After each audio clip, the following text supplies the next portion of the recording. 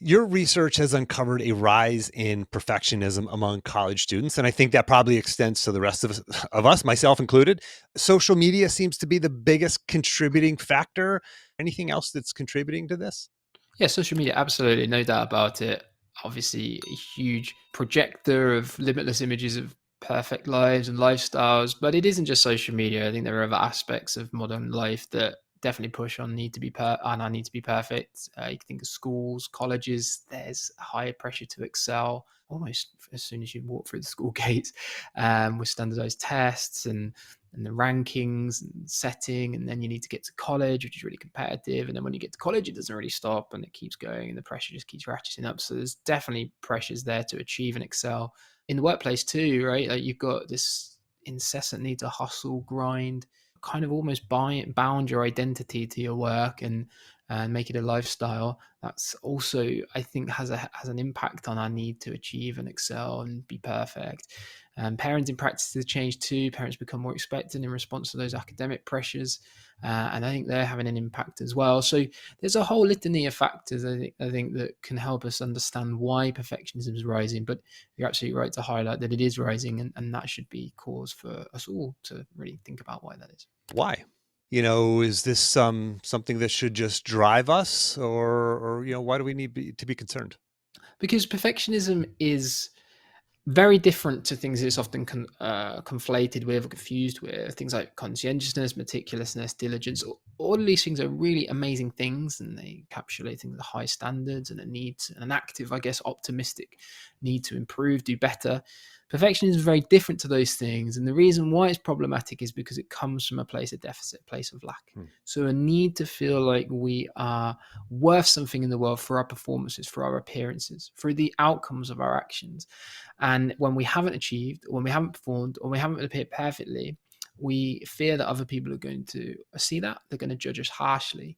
And as a consequence, perfectionistic people really hide from the world. They disguise all their imperfections and flaws, so very human imperfections and flaws that each and every one of us has, in the service of gaining other people's approval and validation. And that's an exhausting way to live. And it's really problematic when things start to go wrong.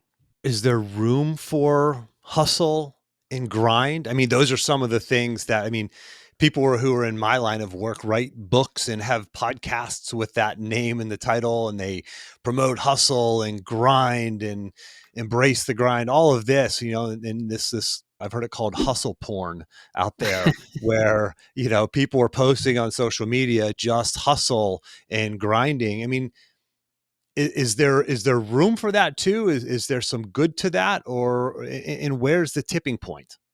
Well, the best one I heard was Embrace the Grind Set, which I Hmm. heard recently, which Yeah, right. made me laugh.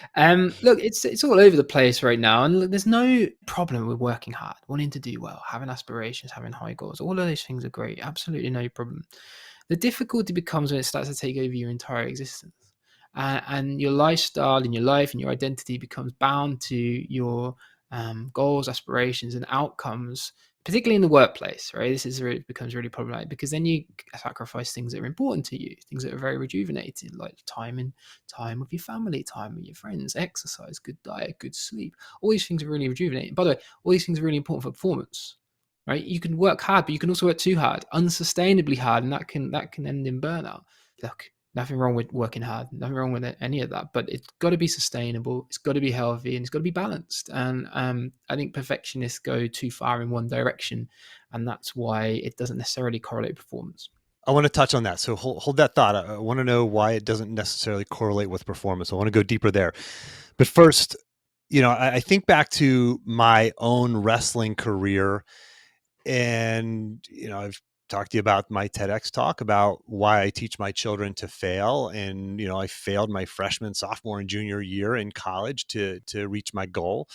And my senior year, leading into my senior year, I finally realized that I can't control the outcome. All I can control is the process. And I'm just going to do everything that I can possibly do that's in my power. And the outcome is going to be what it's going to be. Like, I literally released the outcome to God, to fate, to whatever you want to call it. and I focused just on the process, and it allowed me to put down this fear of failure. And I think, to use your terms, in based upon your research, I let go of perfectionism. I let go of trying to be somebody who I wanted to be that I wasn't, just in the pursuit simply now of the process of being the best version of myself, whatever that version ended up being. Is that, I mean, is that kind of the crux of what we're talking about here?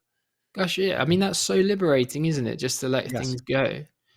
Because there are many things we can't control in life, and I think the perfectionist's biggest, I guess, roadblock or self-sabotaging way of thinking is that they can perfect and control everything. That everything and all around them can be stage managed and impress and managed, and that's so important. By the way, that's the whole part of the perfectionistic existence, is to manage impressions all the time.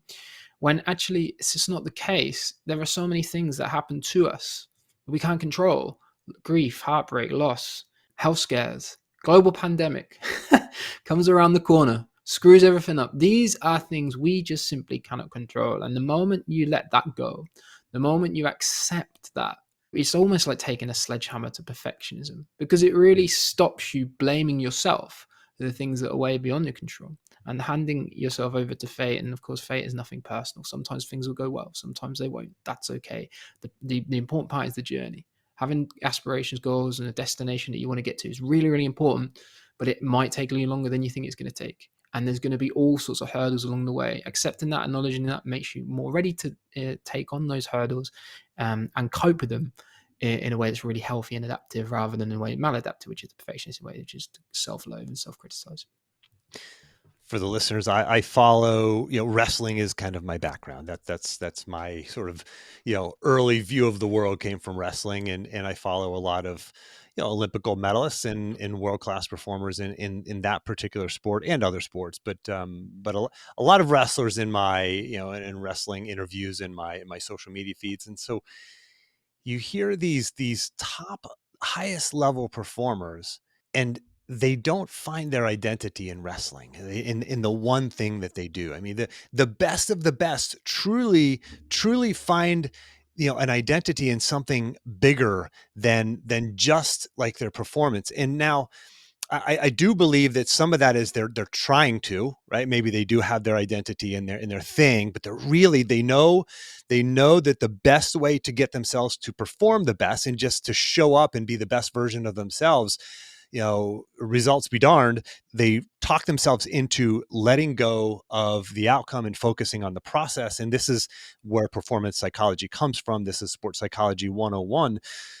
But it's so critical to see that and understand that these world-class performers, and again, talking to the listener, like, understand that Stephen Covey had a great concept in the 7 Habits of Highly Effective People. Start with the end in mind. We all know that. Listen, we all know that. We all want to be, millionaires and Olympic gold medalists and the CEO and the whatever it is of your walk of life. We know that the outcome that you want is there. You truly have to find ways to release the outcome so that you can just show up and be fully yourself. And that's not an easy thing to do. So, Thomas, you mentioned that there's not a correlation between perfectionism and performance. Tell me about that, because it really seems like there should be, right? The person who's at least in the way that we see and think about perfectionism is like, oh, they just, like you said, they're meticulous and attention to detail and they work really hard. But you're saying there's no correlation between perfectionism and performance. Talk about that. Yeah, the data says that there's weak to non-existent correlations, and that's really curious, because you'd think that perfectionistic people would be more successful. You see successful perfectionists all over the place: Steve Jobs, Serena Williams, John McEnroe, all the rest of it, and you know that they work really, really hard. So what explains that paradox? Well, what's happening is a couple of things. Perfectionists do work hard, but they work unsustainably hard, as I mentioned, and they burn out. And burnout is not conducive to performance in the slightest. But there's a second, more interesting reason than the burnout explanation for why perfectionism doesn't correlate with performance. And that's because perfectionists are world champion self-sabotagers. Mm. So, as I mentioned, perfectionism is a very defensive mindset focused on deficit, avoiding mistakes and failure. And so, what tends to happen when perfectionists hit challenge is something really interesting. And we do this, we show this in the lab. So we put And sport, an interesting in sport, because we use sport a lot. Sport's a really interesting conduit for examining failure. So we bring cyclists into the lab and we say, okay, here's a goal that you should meet a certain distance in a certain amount of time based on your fitness that you should comfortably make, right? It should be comfortable for you. So go away and race after that goal. And away they go. And at the end, we tell each and every one of them, no matter how well they did, oh, sorry, you failed. But it's okay because you got another chance. Hmm. Have another go. Now, what's really interesting is the non-perfectionistic people don't really change their effort on the second occasion. If anything, they put in a little bit more. But the perfectionistic people, people who score high on perfectionism, their effort drops off a cliff. They stop trying because in their minds, they can't fail at something that they didn't try at. And this is what goes on in Hmm. the mind of the perfectionist. They're so intently and acutely aware of the impact of failure and how that looks to other people that they will go to the lengths of avoiding self-sabotaging the chances of success just to avoid failure. Wow. So they avoid, they withdraw, they withhold. And this doesn't just look like complete withdrawal, it can look like partial withdrawal. Things like procrastination is very strongly correlated and tied to perfectionism because perfectionists find it really difficult to attend to really complex tasks that require a lot of mental energy. And the worry and doubt about their ability to do those things means that they just want to avoid those feelings. They go away and watch a TikTok video, or go away and cook up a recipe, or do something, anything else, just to avoid the intensity of that task. But of course, they're just damaged by the passage of time. So none of these things are particularly conducive to performance. Burnout, avoidance of complex tasks, and procrastination, and yet perfectionistic people do them all the time. And this is why perfectionism doesn't have as strong a relationship with performance as we think it should do or would. So how do you mentioned Steve Jobs and John McEnroe and others, how do they do it? Right?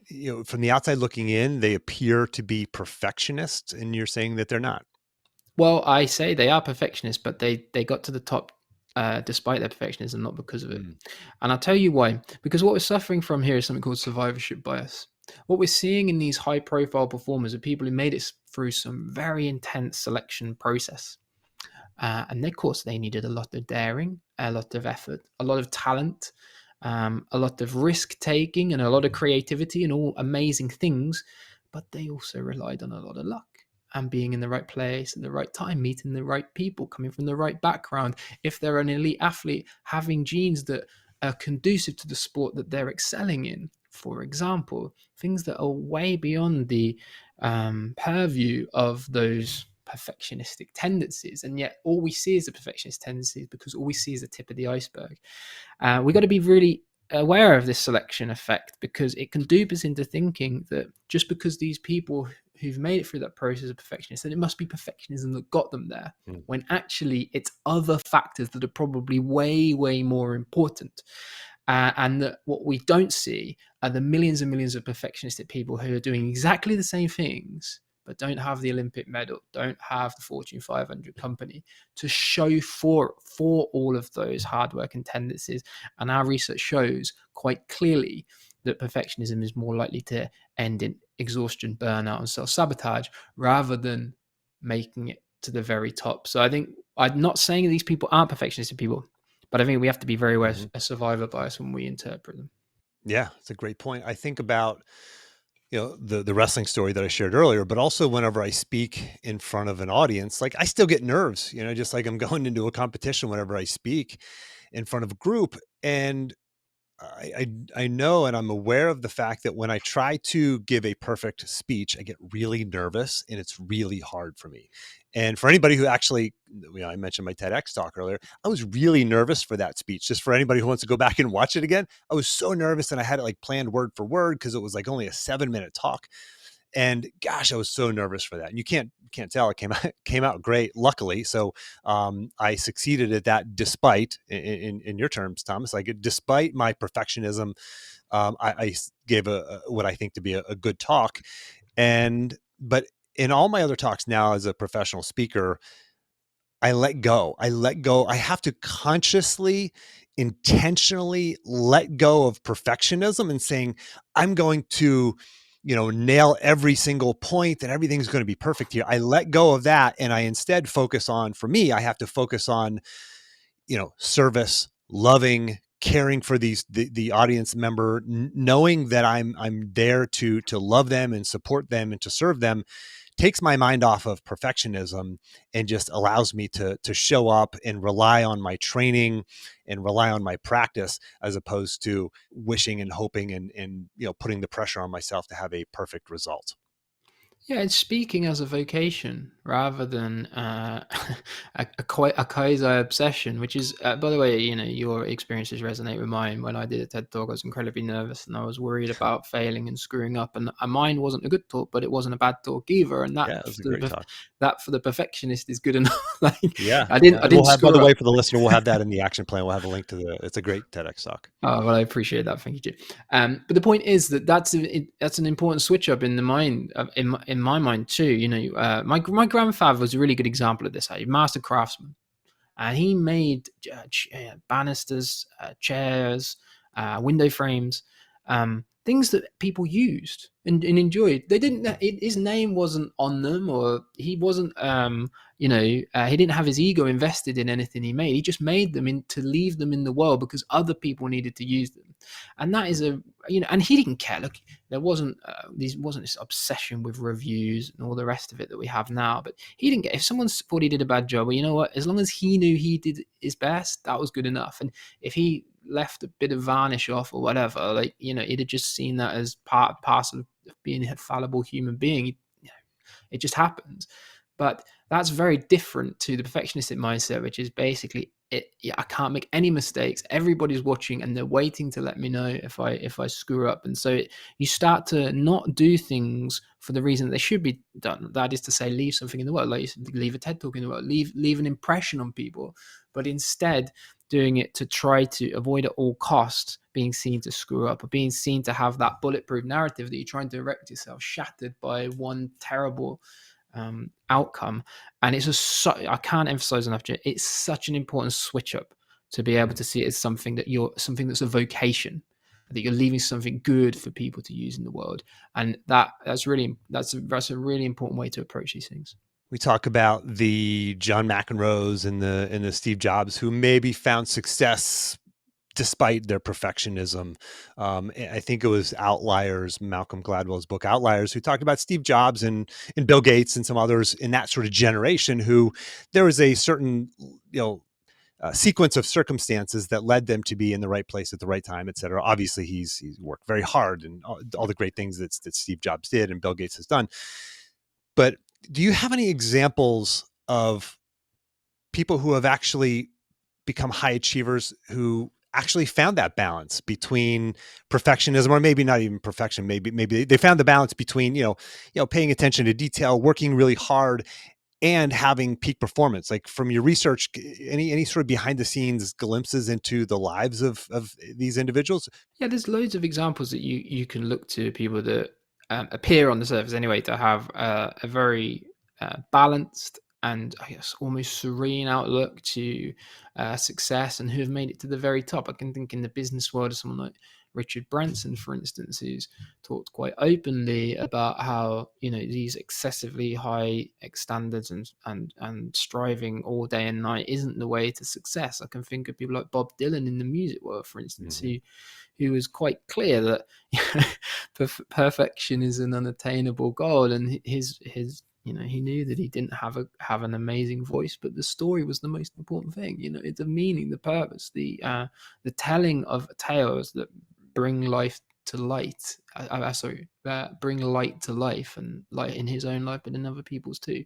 Let me think. Roger Federer, an incredibly talented athlete, but whose certainly natural talents have taken him very far. But he also, when you listen to him speak, has a very philosophical outlook on life, and seems a very compassionate guy, and takes success and failure in his stride and focuses more on the process, as you mentioned at the very top. That's very clear in his life narrative. So, you can point to so many examples of people that have succeeded and they're not particularly perfectionistic, but unfortunately, modern culture often points us in the direction of the obsessive people who have, the Musks and the Jobs and all the rest of it, who seem to be, exceptionally hardworking. and we don't see the others who've done more or less the same outcomes, but with far less stress and strife, if that Hmm. makes sense. Yeah. Yeah, Ed Sheeran, I've recently seen some interviews with Ed Sheeran talking about how he simply embraces who he is, fully embraces who he is, all his, his self-proclaimed weirdness and, struggles in his own life. And, he had a stutter when he was younger, just so many challenges. And now he's a world-renowned musician and, known by, many, many millions of people around the world, not despite his lack of perfection, but in a lot of ways because of his lack of perfection and how he's embraced that. And it's fascinating to see those. And you're right, we don't really highlight those. We just see the person on top of the podium or, on TV or, making, ringing the bell on Wall Street. And we don't really know their backstory. And a lot of times it includes failure. So that's what I want to ask you about next, Thomas, is talk about the notion of embracing our imperfections in the book. Can you provide any insights into how individuals, myself, the listeners, can reframe our relationship with failure? And how do we look at failure as a stepping stone and not a setback? There are a number of different, very specific techniques. So we can talk about self-compassion, making sure that we're kind to ourselves when we slipped up or things haven't quite panned out the way we planned. Reframing irrational beliefs around how it must and having to, and kind of softening. While it would be nice to, it would be great if. Um, Pushing ourselves out there, being courageous, as Brené Brown talks extensively about. But I think the main one really is to rekindle a sense that actually what matters is not making it, but rather living with purpose and meaning. Mm, And Nassim Taleb did a really interesting experiment, and he found that if to make it to the very top of any profession, and usually the example of sport will stay with that, you have to be a Six Sigma individual.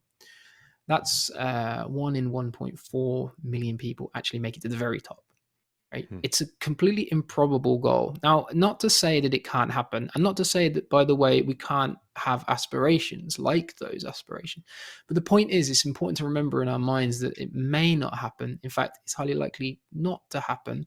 And that actually, even if we get one or two standard deviations away from the mean, that is an objective success. That still makes us above 60% of the population. It still makes us above 95% of the population. Those are objective successes. But if all we see is a 0.01%, or the unicorn achiever, or the CEO, or the Olympic champion, then it kind of gives us a warped sense of what's realistic. And if we can accept that we're very likely to be way closer to the average than we are to be closer to Elon Musk or Steve Jobs, then I think that gives us a bit of permission actually to mm. to work hard. And if our talents and abilities take us to the top, that's great, enjoy it. But also, if they don't, it's okay too.